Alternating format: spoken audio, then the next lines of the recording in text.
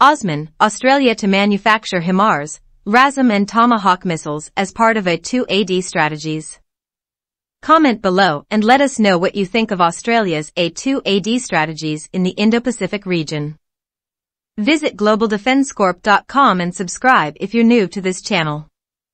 The United States will expand its military-industrial base by helping Australia manufacture guided missiles and rockets for both countries within 2 years, the Allies announced on Saturday as they ramped up defense cooperation to counter China's growing influence in the Indo-Pacific.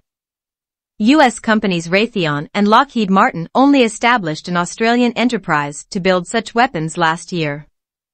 That followed the drain on Western countries' munitions caused by the Russian invasion of Ukraine. Washington has agreed to fast-track the licensing of their intellectual property to make missiles in Australia, with production expected to begin in 2025. Guided Weapons and Explosive Ordnance, GWEO. The boost to Australia's Guided Weapons and Explosive Ordnance Enterprise, GWEO, will be one of the key announcements from talks between the defense and foreign ministers and senior officials from the two countries being held on Saturday. In April 2022, Raytheon Australia and Lockheed Martin Australia were formally announced as the initial strategic partners of the enterprise. The strategic partners are working with defense to accelerate GWEO acquisitions. They are also identifying initial manufacturing and maintenance initiatives for the enterprise. Guided Weapons and Explosive Ordnance, GWEO, are central to modern defense capabilities. Defense is building the GWEO enterprise to increase and improve the supply surety, availability, and reliability of the Australian Defence Force's GWEO inventory. Supplying the U.S. with missiles will help underpin local manufacturing, ensure Australia has easy access to its supply missiles and give the Americans an important secondary source of production and storage.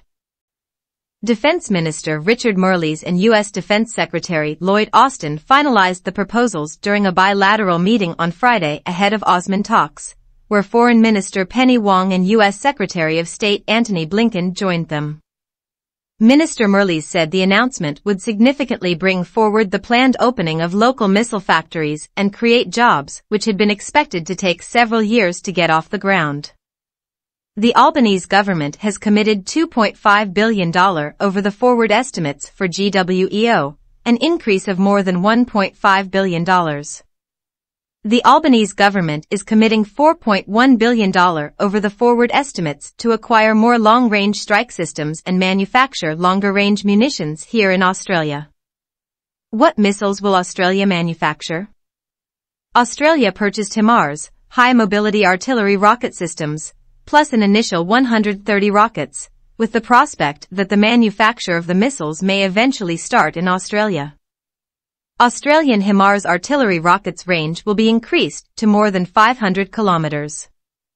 Australia's purchase of long-range AGM-158C LRASM, long-range anti-ship missile, is intended to increase the strike range of two types of Australia's fighter jets. Newer Tomahawk variants, such as those being purchased by Australia, can also strike moving targets at sea. They're designed to strike targets on land at long range, around 1,600 kilometers.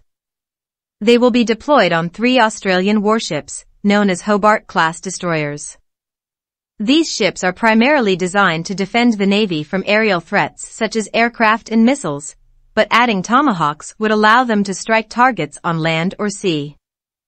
What's more, the Virginia-class nuclear-powered submarines Australia is purchasing from the U.S. under the AUKUS agreement are also capable of launching Tomahawks. It's safe to assume Australia's future AUKUS-class nuclear-powered submarines can also deploy Tomahawks. The purchase of approximately 220 Tomahawks will cost $1.3 billion, while 20 HIMARS launchers and missiles will attract a bill of $558 million. About 200 LRASMs costs a further $1.47 billion. Why Australia wants long-range missiles? The Tomahawks and LRASM allow aircraft and warships to launch the missiles further from potential danger. This is particularly important as countries like China are heavily investing in military systems designed to prevent access and freedom of operation in contested waters such as the South China Sea, a strategy referred to as anti-access area denial, or A2AD. Secondly, these platforms allow Australia to have own A2AD capabilities. While an invasion of Australia is extraordinarily unlikely, it's possible an adversary may try to block shipping routes to prevent our people and goods from free navigation, a naval blockade. Or, they may attempt to close strategic choke points and navigation routes to Australia's north, such as the Malacca Strait.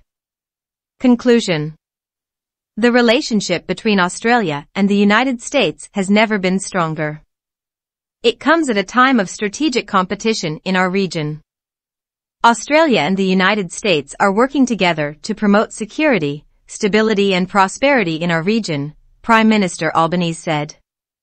Thanks for watching. Be sure to subscribe and follow us on Twitter, Facebook, YouTube and Instagram.